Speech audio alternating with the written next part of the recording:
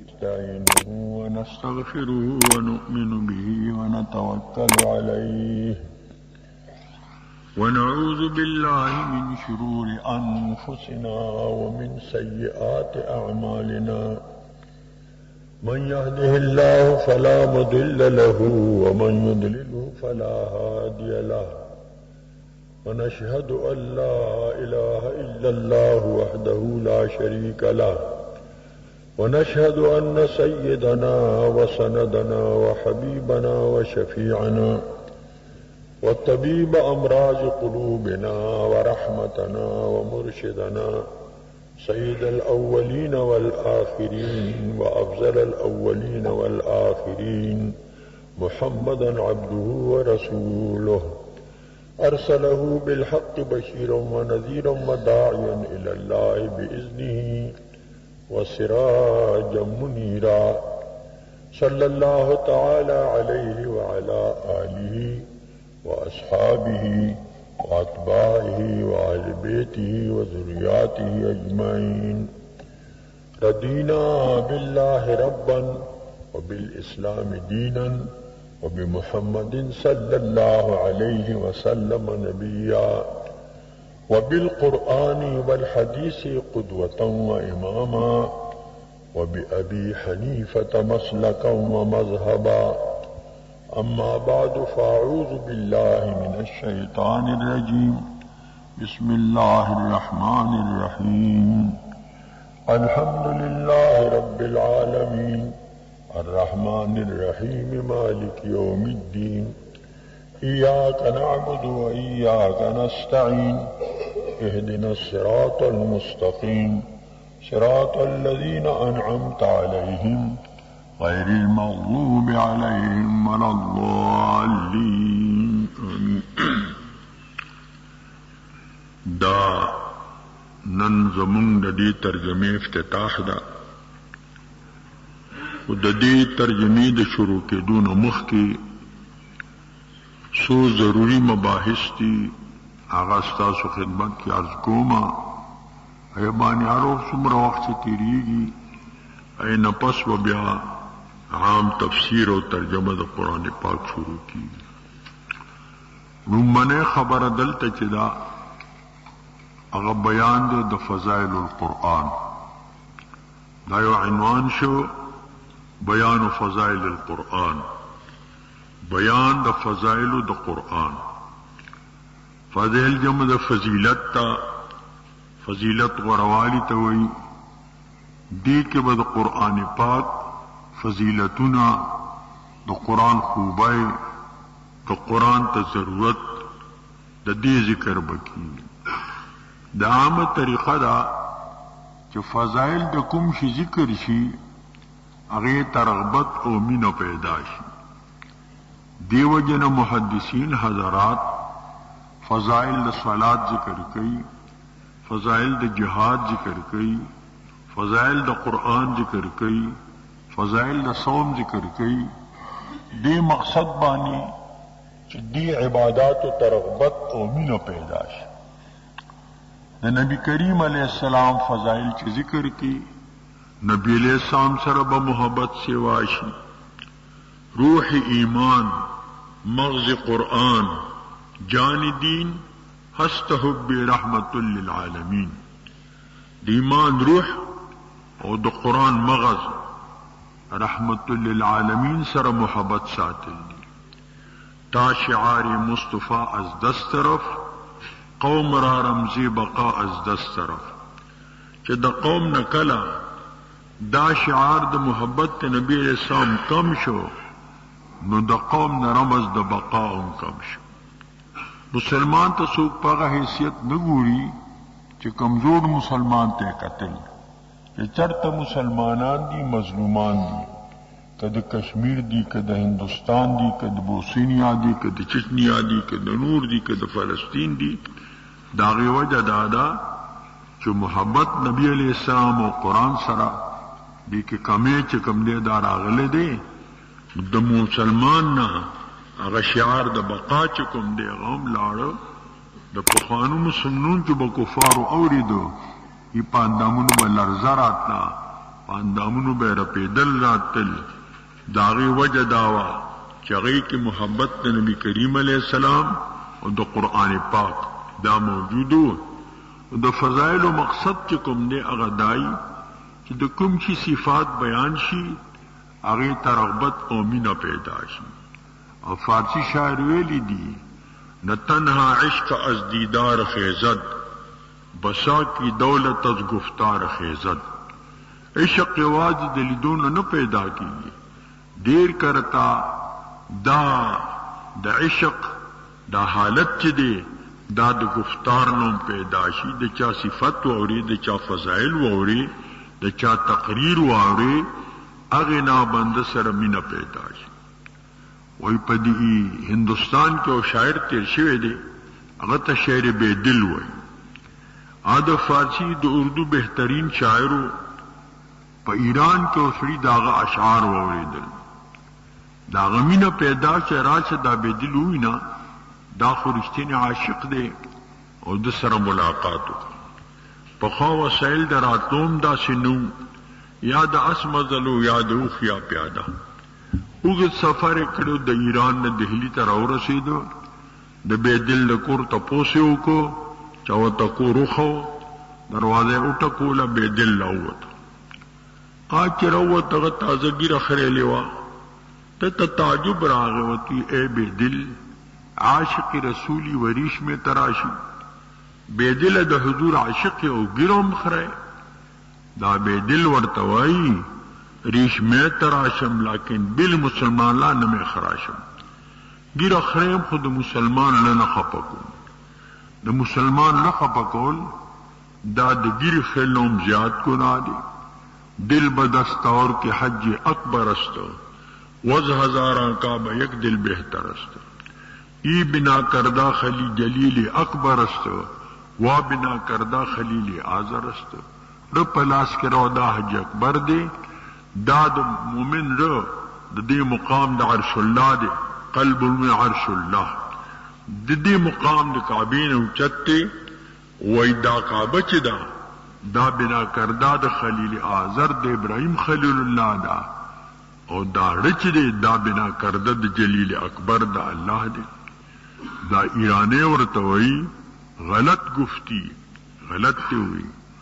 دل رسول اللہ را میں خراشی دا نبی سام رخ پکائے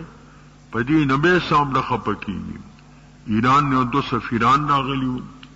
گیری خریلی بریت ببرو نبی سام تے مخواڑو ولتا چاوی لا گیری خرائے ایبا کسرا تربوی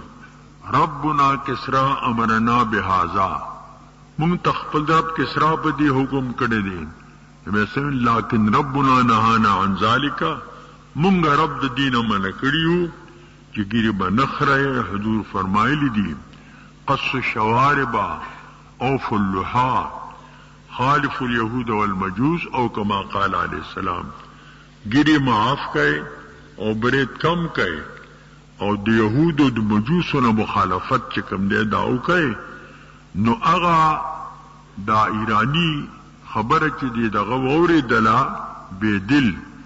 نو اغا پا دی بانی پوشو فوراً دا شیر ویل جزاک اللہ کے چشم باز کر دی مرا با جان خود ہمراز کر دی اللہ تعالی جزائے خیر در کی زد اخپلوح سر ہمراز کم مائزہ سوگ نخپکم دا خواقین بیسام پا دی خپکی بے دل وعدو کلا دینا پس بزگیر چکم دے دا نخریما دا دی بے دل سرا دا ملاقات شوق دا ایرانی ولی پیدا شو دا اغا اشعاری ووریدل اغا سر دلی دو دو ملاقات آرزو پیدا شوا اغی که دا دوم فیده شوا دا اغا دا پاروم فیده شوا دیو جنا دا قرآن پاکم فضائل محدثین حضرات دا ذکر کئی دا قرآن پاک لوی فضیلت خدا دے چه دا کلام اللہ دے دا خدای کلام دے او چې څنګه د خدای غرواله دې په مخلوق باندې نو حدیث کې راغلی دی دغه چې د خدای د کلام غرواله دې په نورو کلامونو باندې دا یو عربي مثل دی وی ملوک کلام الملوک ملوک الکلام، عادات السادات سادات العادات. سنگ چه بادشاہ د خلق و بادشاہی کئی، د بادشاہانو خبر د خلق و د خبرو بادشاہی کئی. یو اعلان بادشاہ د طرف نوشی، یو آرڈر شروع شي نو بس ټول خلق پای باندې عمل کوي. او عادات السادات سادات العادات، د سادات و عادتونه دا د خلق و د عادتونو سیادت او سرداری کوي. د دې وجنا چې قرآن پاک آسمانی کتاب دی، د وحی کتاب دی، الله نازل کړی دی، آخری کتاب دی، خاتم الکتب دی. نو پدی وجه باندې دا د دې لوی منقبت او فضیلت دی چې دا د الله کلام دی. چې څنګه د الله غورواله په مخلوق باندې، دا چې د الله د کلام غورواله دی په مخلوق باندې. دا د قرآن پاک یو فضیلت دی، دا د قرآن پاک یو منقبت. بل قرآن پاک چې کوم دی حدیث شریف کې راغلی دی، حضور مثالونه هم ذکر کړی دي. په حدیثو کتاب الامثال محدثین ذکر کوي. قرآن پاک کې الله امثال ذکر کړی دي. په هر محاوره کې خپل خپل مثالونه د توضیح د ممثلاتو د پاره. نو نبی کریم علیه السلام فرمایلی دي چې مثال د هغه مومن چې قرآن لولي، دا غي مثال اترج دی. اتر نانه پشانیو میوه ده، بویم خده، خوندیم خده، مومنم ده او قرآن خانم ده. مثال د هغه مومن چې قرآن نلولي اده مومن، دا مثال د تمره د قجوره ده، خوند خده بوی نشتا، ده مومن لیکن قرآن خان نه ده. مثال دغه منافق چې د قرآن لولي، دا مثال د ریحان د کشمالو ده، بوی خده خوند تریخ ده. منافق ده خوند تریخ ده او قرآن لولي نو بوی خده. مثال دغه منافق چې قرآن نه لولي، دا مثال د حنظل د ترخین دوانه ده، بوی نشتا او خوند چې کوم دا تریخ ده. دا نبی کریم علیہ السلام د قرآن فضیلت دا په امثالو کې، په مثالونو کې دا ذکر کو. بل نبی اسلام فرمایلی دي خیرکم من تعلم القرآن وعلمه. پتا چې بهتر هغه څوک دی چې قرآن لولي او قرآن زکی او قرآن بل ته وخی. نبی کریم علیہ السلام بهترین په مخلوق کې د قرآن معلم او د قرآن متعلم، د قرآن استاد او د قرآن شاگرد دای خودل دي. دیو جنا وای کڅوک دا غواړي چې ما الله اولی دی، د خدای کتاب دی راوالی، قرآن پاک تلاوت دی شروع کی، د دې بداسي مثال لکه د چې الله اولی دی. مناشف علی سے ہندوستان کے لوی عالم تیر شه د علماء تحکیم الامت وای دو امت بهترین علاجونه هغه چې کوم دی دا کړی دي. هغه یو خبره ذیل کې داری کړی دي چې په د ایران کې او شاعرو هغه شاعر یو مصره جوړ کړلا، در ابلغ کسی کم دی د موجود برګ ملغلرا چا کملی دلیدا. ملغلری یو رنگ یا سری یا شنی یا سپینی یا زیړ یا توري، خو برګ ملغلر چا کملی دلیدا. شاعران څومره سوچونه کول بل مصره نه برابرې دله. د ایران په شاعرانو وګرځیدا، هغه سره جوړ نکړل، هندوستان ته راولېږل. هندوستان کې بادشاہ شاعرانو ته پیش کړه، هغه هم سره جوړ نکړل. د بادشاہ لور زیب النساء هغه بهترین شاعر وا، د اردو او د فارسی د دیوان د دیوانی مخفی ورته وای. هغه کې داغه اشعار چې کوم دي دا ذکر دي. بادشاہ کور دا خبر او کلا نو یو وخت کې د زیب النساء سترګې تورولې، سترګو نه یو اوخ کا پریوتا، په دی اوخ کې د رنګو تورواله مو او دوبو سپینواله مو. د دې ځین ته فورن دا مصره راغلا، در ابلغ کسی کم دی د موجود مگر اشکی بتانی سرما آلود برگا ملغذر چا کم لیدلی دا مگر کم اوخ کا چا سرما آلودی درنجو رنگ پکی توری اوبا پکی سپینی دا دی مثال دا برگ ملغلر دے دای بادشاہ تا ہوئے لاغا خوخکا شاعران تا ہوئی مخوخکلا بیا دا مصر ایران تا ہو لیکلا ایران خلقوم دا خوخکڑا بادشاہ ویل دا من تراؤلے گا دا شاعر چی دلنگ خیلات و نعمت ورکو بادشاہ دی توس بسکے والدیل جواب ما ترازی یو ردیف دا شاروی آغا ذکر کو او بیا یو دو شیرے پکی دا ہوئل بلبل از گل بگذرد گردن چمن بیند مرا بت پرستی کے کند گرد برہمن بیند مرا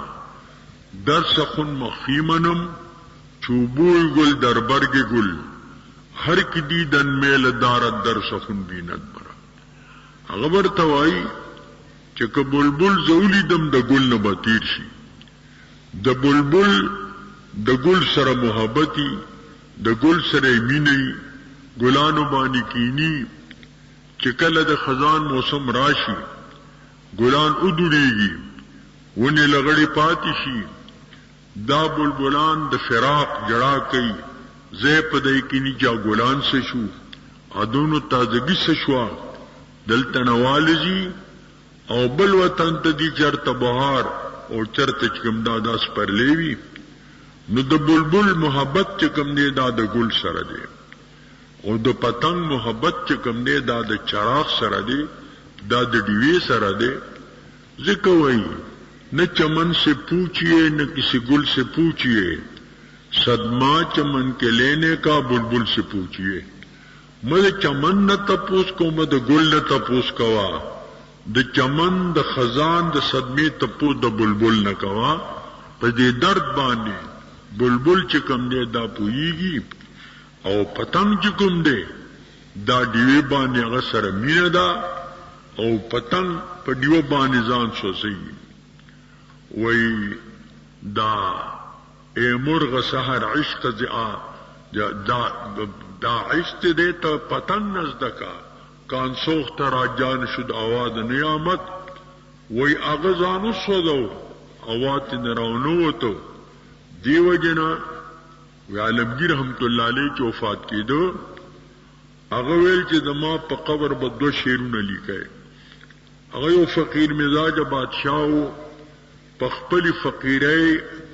امیری فقیری دوار آغا جمع کریو مسلمانان کی میری کردان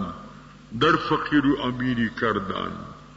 مسلمانان چغی امیری کردان ای پخپلی امیرے کے فقیری امیری دعا جمع کری دی دا داغد فقیری غٹ علامہ دا دا کم پیر نچد بیاتو موریدان بناسو دے بم غلغن لراغے کی بناس چابنو چالمگیر آغے دا ہندوستان دا پاکستان دا مکرانہ پوری دا ہندوستان دا یو حکومتو نو دا داغ فقیر مزاجیوا غدا وصیت کرو چی دما پا قبر بانی و دو شیرون لیکای یو با پیدالی کای بر مزاری ما غریبان نے چراغو نے گلے نے پرے پروان سوزد نے صدائے بلبلے دما دا غریب پا قبر بانی نبا ڈیوئی چی پتنگان والا راضی اور نبا گلانی چی بلبلان والا راضی بل با پیدالی کای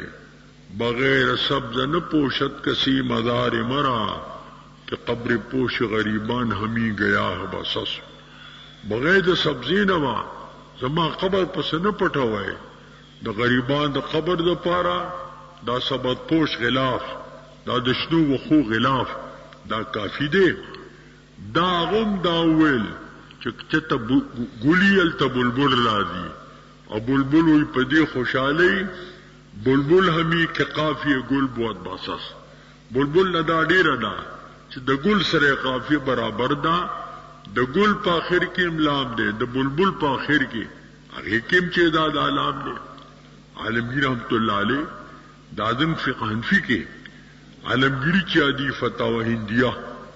دا عالمگیر رحمت اللہ باقیات صالحات تھی اگا افسوس کا رکڑے دے چې دا عجیبه ده چې په هندوستان زمونږ د خاندان په سلو کال حکومت تیر شوی دی فقه خانی کې کتاب نشتا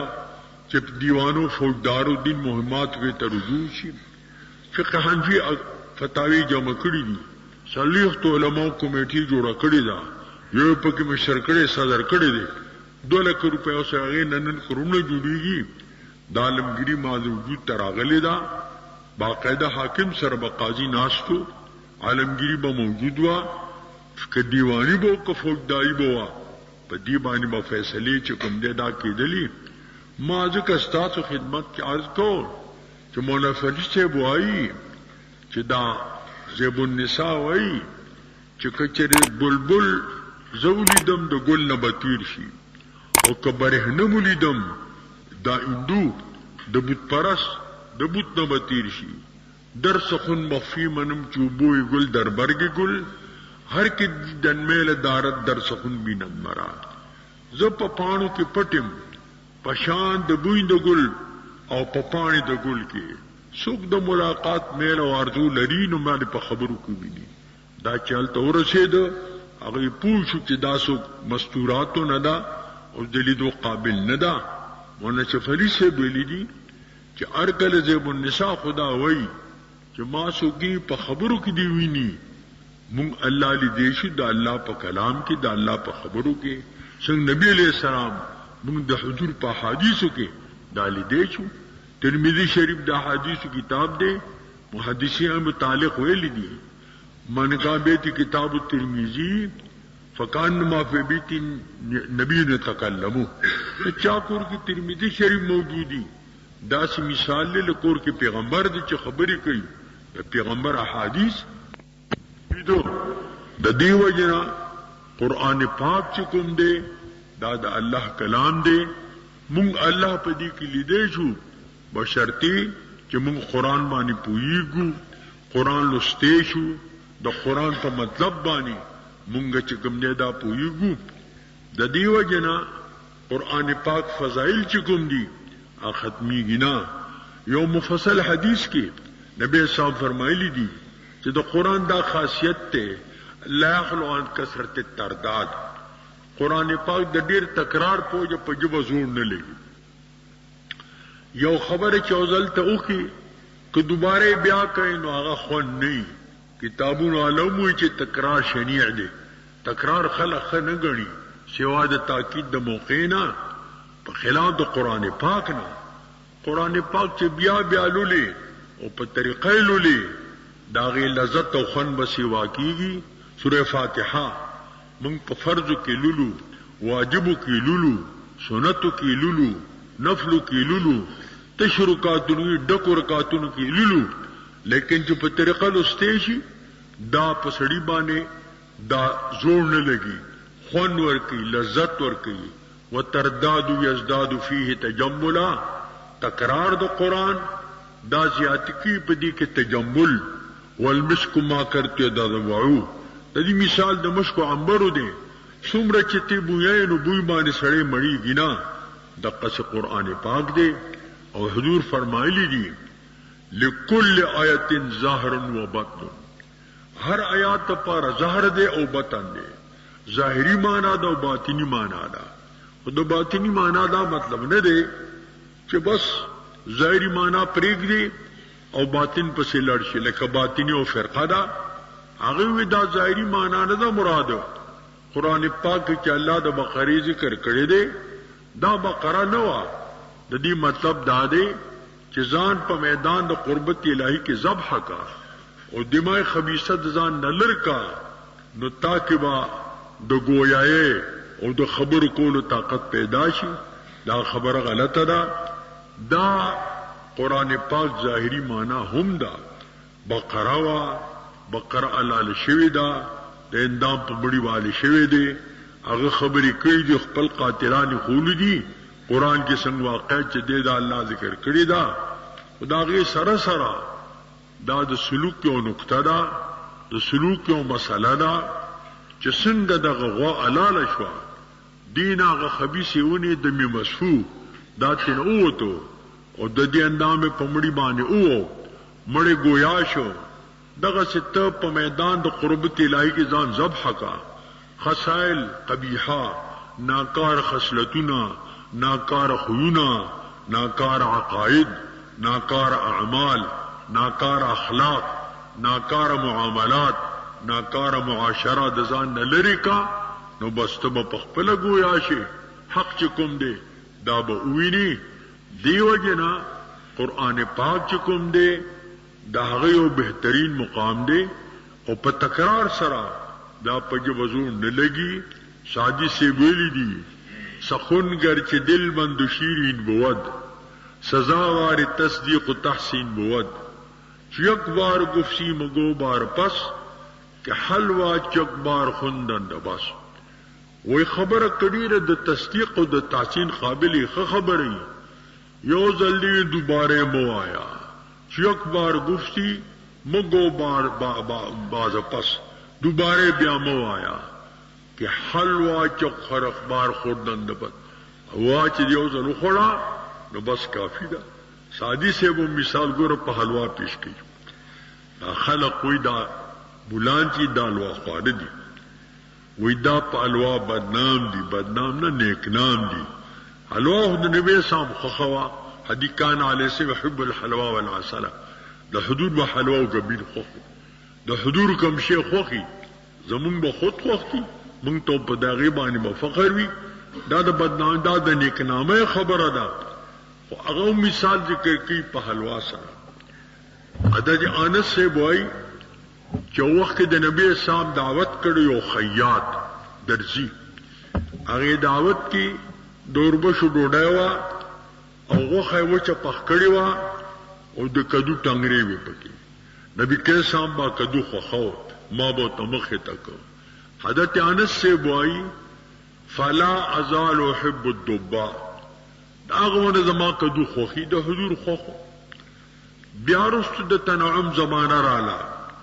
او هر سډیر شو بیا د انس سے کوم دعوت چې کدو په کې خامخاو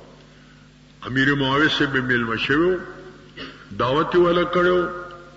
بیا هغه نه تپوس کو سبخوري وې د چيلي مغزه یو کا سره وړا وی بلا بلې را وی بلا ولانس استاد زبردست دسترخوان دی چې د چيلي مغزه په کې په کاسو ملاويږي خداغه سره سره هغه خپل نان بای تویل چې کدو به کې خامخای لکه ما د حبيب دا کدو چې دا خو امام یوسف سے یو وخت شاګرد ته ویل چې انس سے بوې زما کدو خو د کده حضور خو زمام خوخي طالبان حضور وری ا طالب جان ورته وی چې زمانی خو ول زر شو چې زما خوخي کني سزا در کوم زوام د حضور خو دانه سب زما خو ته زمانی خو مقابله جوړه کني ته شه د چا بکدو خو د چا بخو نه خدا د مقابله شکل چې کوم ده سو پوری پیداویلی نو چې زما کدو خوخ ده عمر پر خودنا د دیو جنا ما ستاسو خدمت کې د عرض کوم چې دا قرآن پاک چې کوم دی دا کتب بیا بیا وای نو حلوانه بدړه موړ شي خو د خوک شي نه بدړه موړ شي لیکن د قرآن پاک نه چې کوم دی دا مړیږي نه ځکه د هر آیات لپاره زهر دی او بطن دی او سفیان وای ولبطنه بطن ولبطن بطنه بطن الا 7 ابطن او بطن پوری د قرآن د پاره بوتون دی دا بلکہ سفیان وای چې د هر آیت لپاره 300 بطن دي د 300 بطن چې ته بیانې پای به څومره وخت لګي څومره په کاغذ خرچ کیږي دیو جنا قرآن پاک چې دی دا علوم چې کوم دی ختمي گنا او علی سے ویلی دی جميع العلم في القرآن لكن تقاسن افهام الرجال ټول علوم په قرآن کې دي خود خلق فکر دي نه قاصر او کوتاه دي څوک لګ معلوم کی څوک ډیر معلوم کی د دې مثال خود د دریاب دی بحر عمیق دی دې که څوک په وي څوک لږه ملغره او باسي څوک لږه او باسي او چې څوک په نه پويږي د غوپې چلنور پکې غوپې وای نو سر پکې وخوري بیا چې کوم دې ختم شي هر سړی باندې تننوان کیږي چې سړی په تفسیر پوئیږي نه او زه تفسیر کوما انما للتفسیر قد صنف فی التفسیر کتابا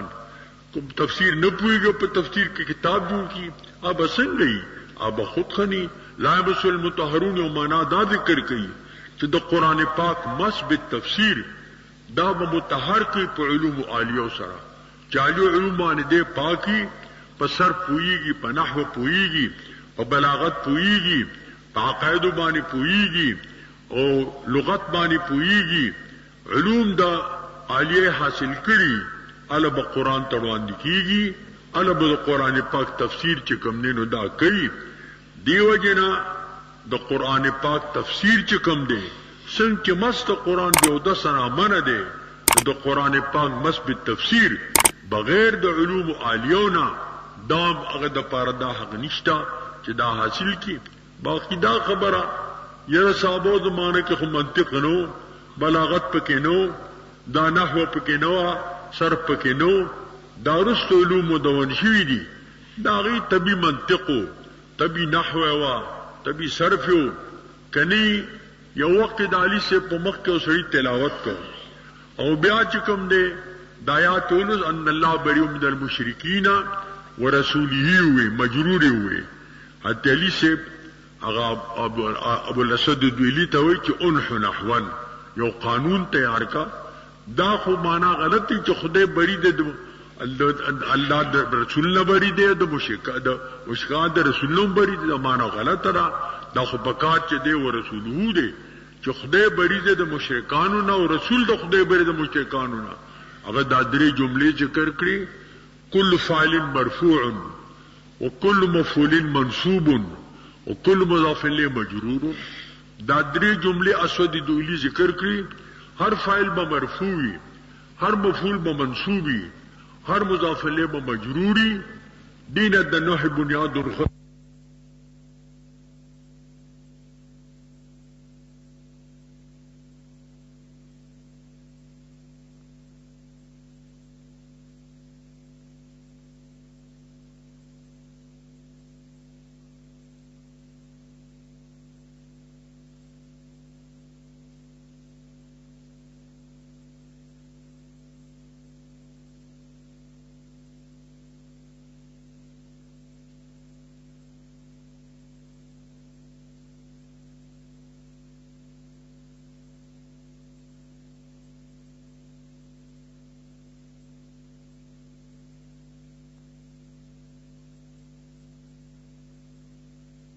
دې د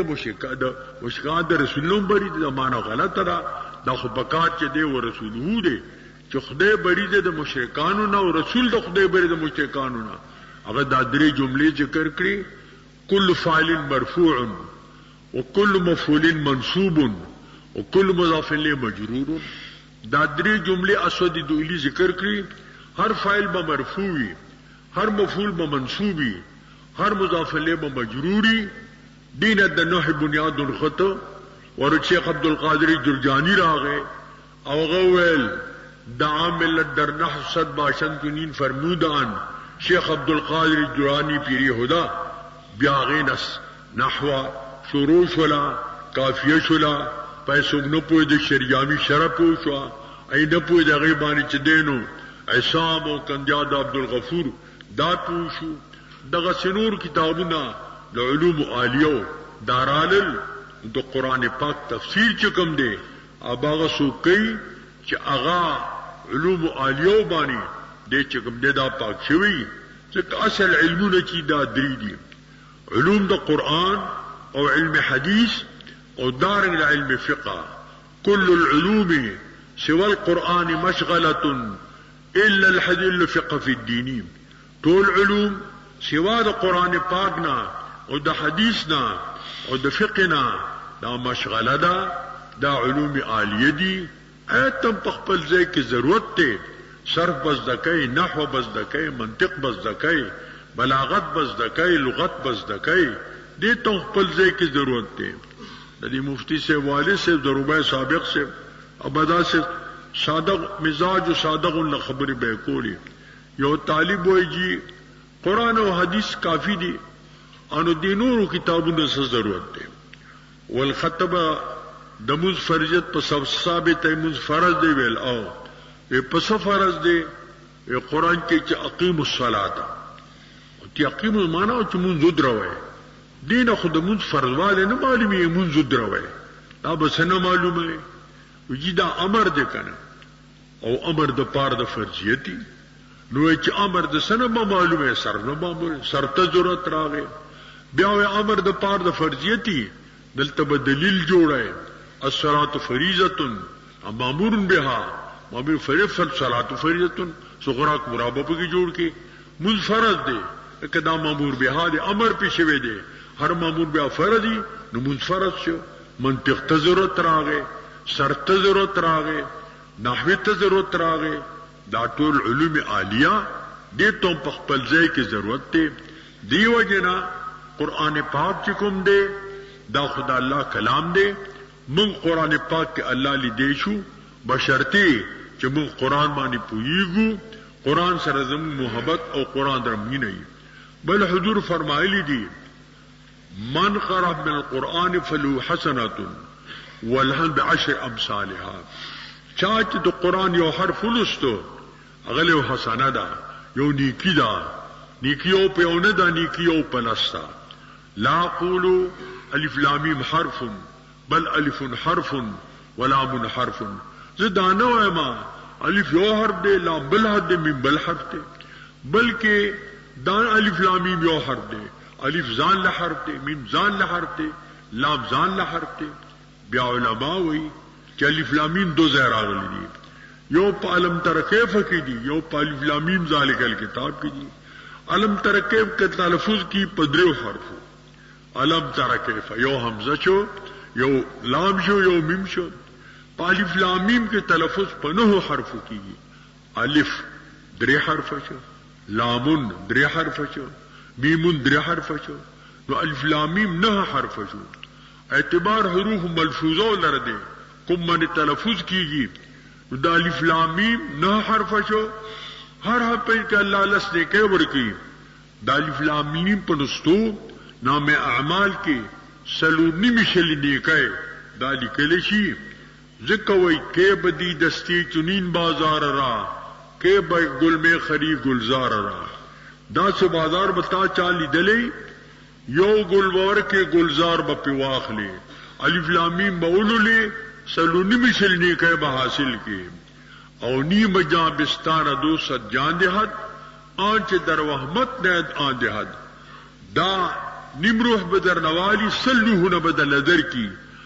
او بدر استا پا خیال و پا وهم کے بدان نرازی دا سودا بلزین ملاویگی دا دا اللہ بازار کے ملاویگی دام دا قرآن و فضیلت تے دام دا قرآن پاک و منقبت تے باقی دا قرآن عجائبات چکم دی دا ختمی گنا حضرت فرمائی دی لا تنقضی عجائبہو دا قرآن عجائبات چکم دی دا ختمی گنا یو عالم تفسیر علائی علامہ علاء الدین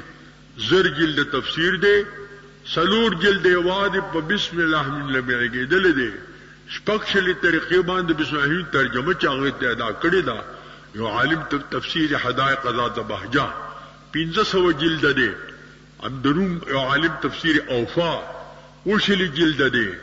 تفسیر کرے دے د نیم قرآن نیمگڑ پات شے دے اتیا جلدہ کہ پورے شوے دابا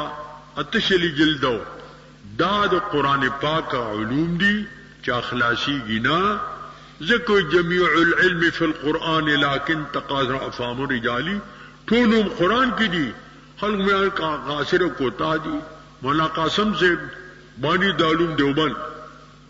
اقوى سرا دري درس گاهونو یو دعلوم دیوبند یو ندت العلوم دلکنو ایو دالیگر کالج یو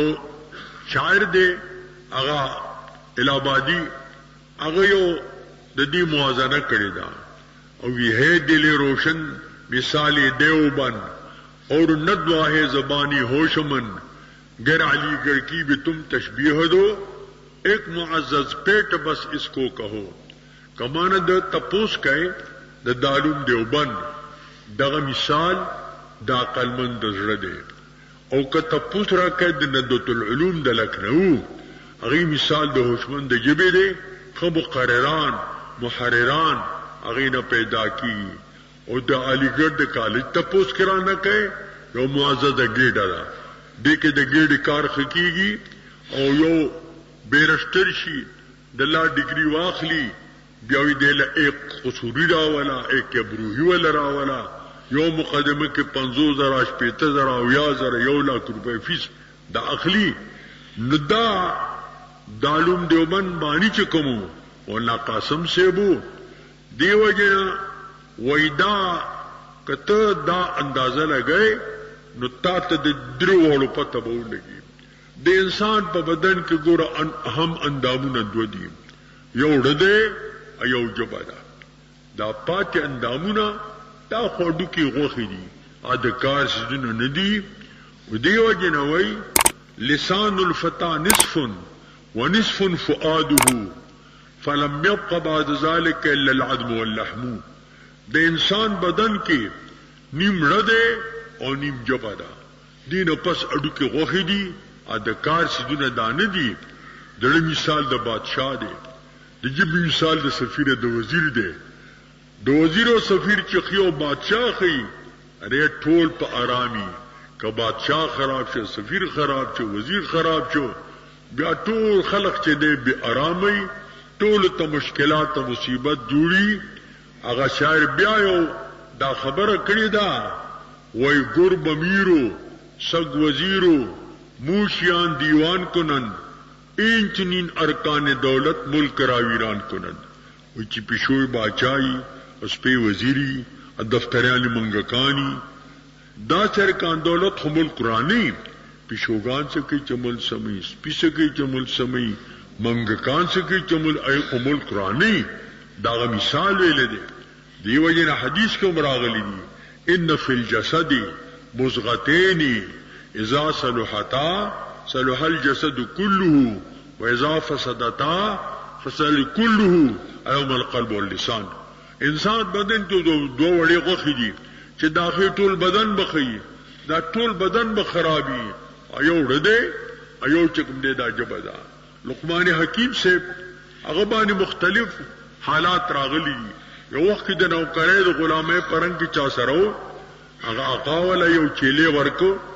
ویداو بوزا الله لکه دو خصجونو پکې مال راوړه، دولې وړه یو له جبر راوړه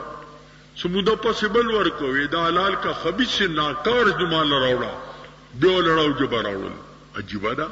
چې ماته خره اومډه جبر راوړل چې خراب را اومډه جبر راوړل. دیوته یا سیدی هما شیئان اذا طابا فلا اتب منهما واذا خبثا فلا اخبث منهما. ای زما مولا دا دو سيزونه دي چې دا خشي د دینه خبل نشتا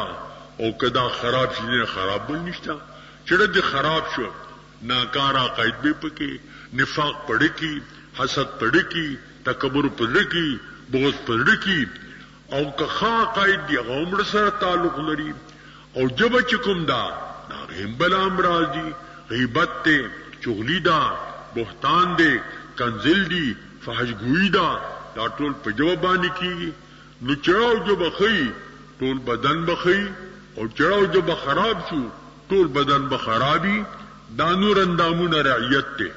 اوړه بادشاہ دی عجب سفیر وزیر دی. د بادشاہ غا فرمان نخکار کیږي د سفیر او د وزیر په ذریعہ باندې د جبه باندې غا احکام کار کیږي. اندامونه داغه اطاعت کم دی دا کوي. دیو جنا دا دالوم دیوبند بانی چو قمال قسم سے اگر نے چاہتا پوس کرو تاسو قرآن کے ہر شے موجود دے. قرآن پخبل تبیان لکل شیئن قرآن بیان کامل دے دا ہر چیز دا پارا. دیکھ دا سینسی ایجادات دا کم دے دی موٹر ذکر کم دے دے دا ہوائی جات پہ کے کم دے دے لارے پہ کے کم دے دا بجلیات برقیات پہ کے کم دے دی دا ایٹمونہ پہ کے کم دے دی. آخو اچھت عالمو اور کہ اللہ نے ایک مختصر کلام میں مختصر جملہ میں تمام چیزوں کو جمع کیا ہے. اللہ کو مختصر جملہ کے دا ټول سر جمع کړی کوم جمله دا آیات ولستو والخيل والبغال والحمير لتركبوها وزينة ويخلق ما لا تعلمون. اللہ پیدا کی دی اسونا خچر و خرو تات پہ سوری گئے بارون پہ اڑائے ساد پار زینت تے ويخلق ما لا تعلمون پیدا کیا گا چتات پہ علمان نے دار يخلق ما لا تعلمون کے طول اسنسی جادات تر ابد پوری دارالل دا کم سن چجور کری چا دی تب دا خالق نوائے دا دا دی کاسب دے کسب دا بندہ دے او خلق دا اللہ دے وَلَقَدْ مَا تَعْمَلُونَ لا تویر کے استاس عمل پیدا کرے دے نو کا آراز دی او کا جواہر دی دا دی طول خالق چکم دے دا اللہ تعالیٰ دے کا خیر دے او کا شر دے آمنت باللہ کے منگوائیو والقدر خیر و شری من اللہ تعالیٰ تقدیر خیر و شر جانب دا اللہ تعالیٰ نہ دے نو خلق چکم دے دا حسن دام حسن دے خلق قبی دام حسن دے پاتش کسب دا قبی قبی دے او کسب دا حسن چے دے حسن دے دا بندہ چی نیولے دے پا کسب باندی نیولے دے دا دیو جنا توئی چی اخلو ما لا تعلمون کے سمر ایجادات دی تر ابد پوری دا ٹول پا دے کے رالل دا قرآن پاک جامعیت تے او دغا مانا دا 40 سے بولی دی جمیع العلم فی القرآن لیکن تقاطر افہام رجالی طول علوم پا قرآن کی دی دا خلق فهمونا فکرونا دا داغینا قاصر دی دا داغینا کتاہ دی دا دیو جنا قرآن پاک چکم دے دیو جامع کتاب دے او دا چکم دے دا طول علوم دا پارا قرآن پاک ماخذ دے دا طول علوم دا پارا قرآن پاک چکے دا منبعدا دا قرآن سا فضائل فی الجملہ دا ذکر شو باقی دا قرآن فضائل دا ختمی گنا اتیا حدیث کے تلاتن قدی عجائبو دا قرآن عجائبات چکم دی دا ختمی گنا خو بس مش نمونہ خروار دا طریقہ دا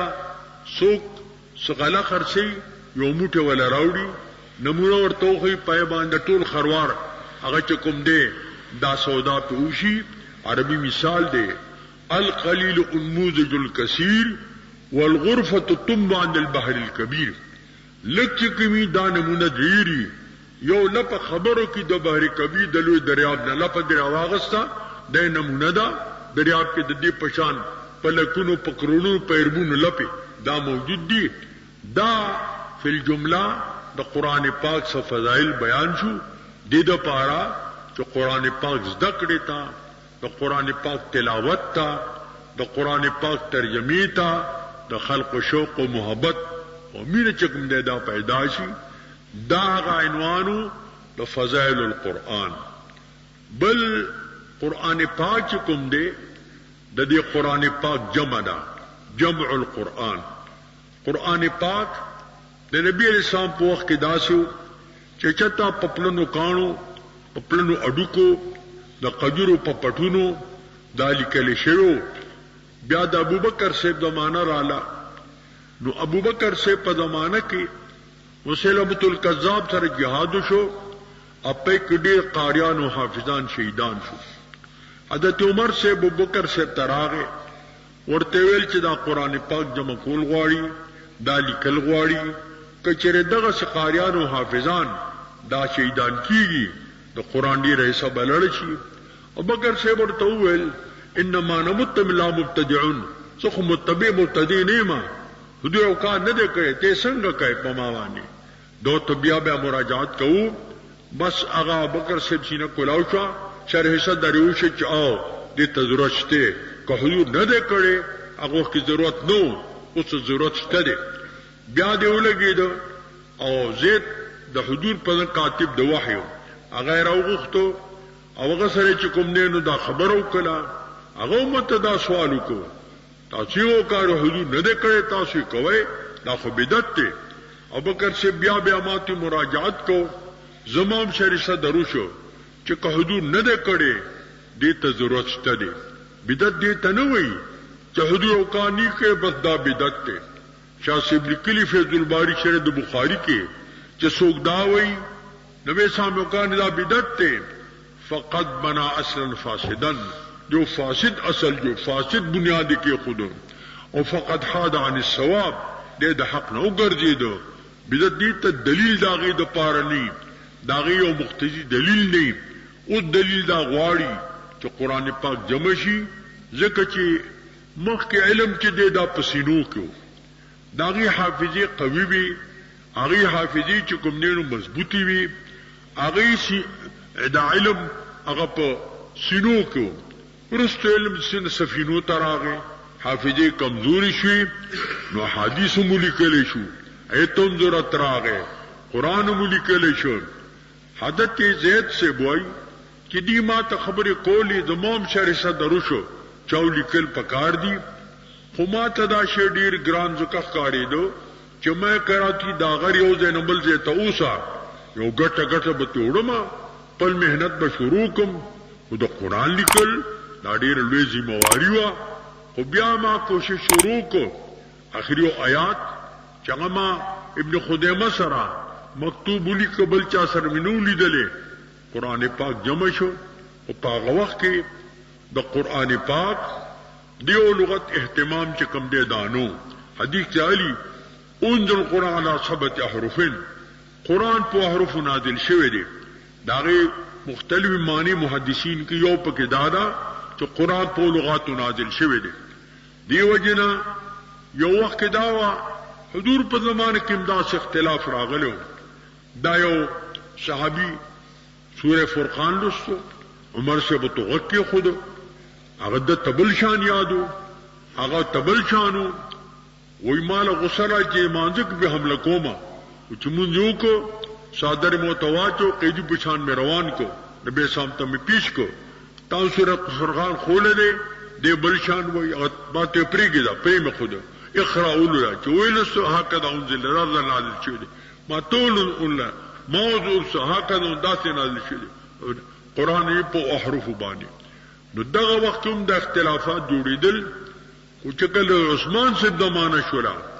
عثمان صاحب زمانہ کې فتوحات وشو آذربایجان شو او چې کم دی نور ارمینیا شو دغه تم صحابه ورسېدل نو التا صحابي حذیفه صاحب هغه چې کوم دی د خلق اختلاف دي چا به لغت لستو چا به بل لستو تبه تغلط وي دبه تغلط وي دینه جګړه به جوړ شولا فساد به جوړ شو اگر هغه ته عثمان صاحب ته دا خبره پیش کړه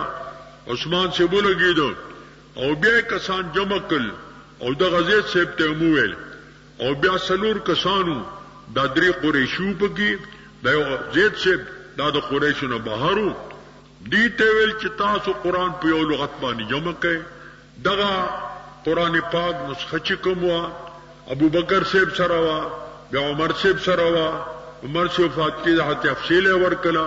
حفصین هغه طلب کړ هغه چې کوم دی ولیکل په یو لغت باندې او زید ته ویل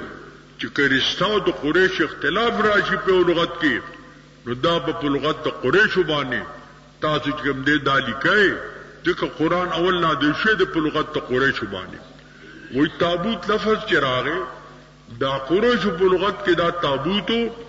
او د په لغت کې دا تابوه په هي سره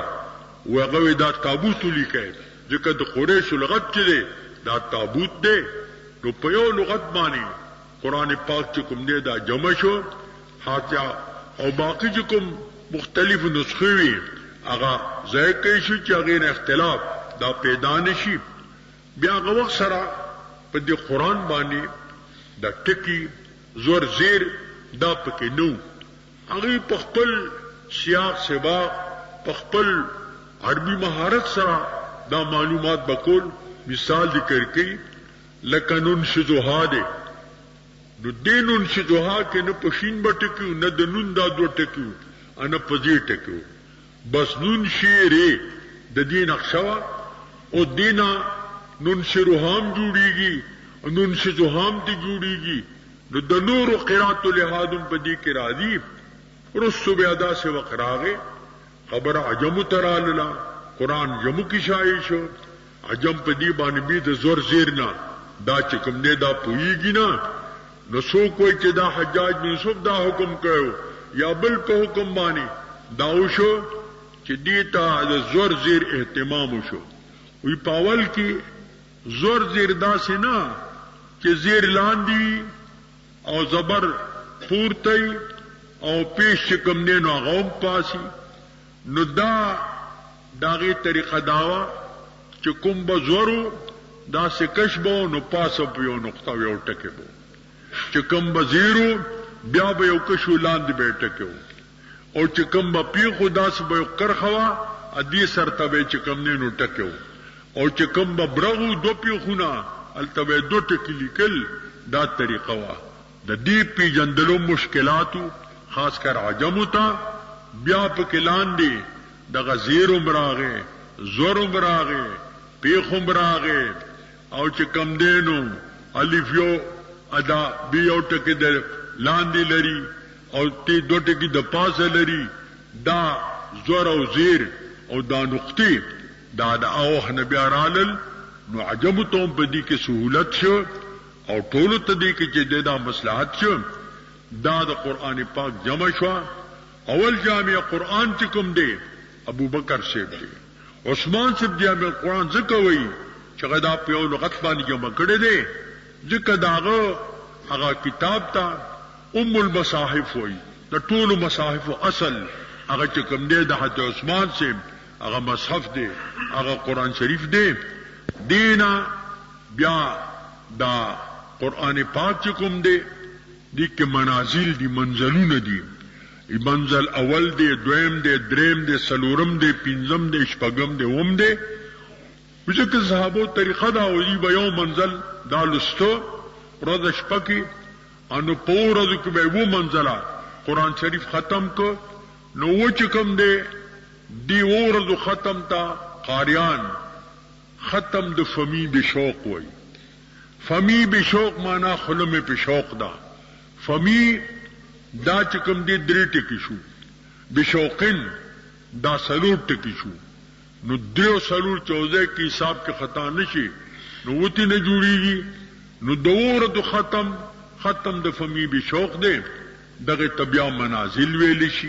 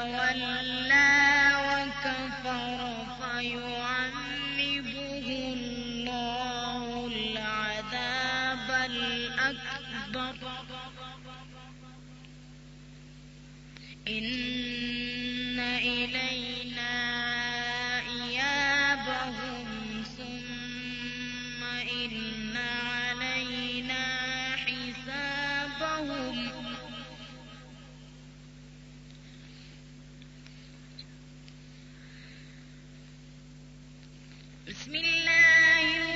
الرحمن الرحيم أجعلتم سقاية الحاج وعمارة المسجد الحرام كمن آمن بالله واليوم الآخر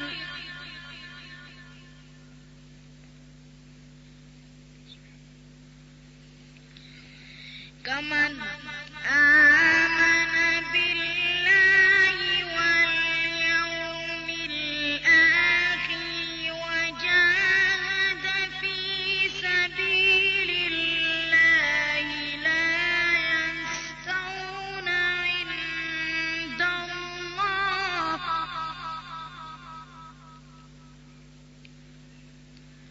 وأولئك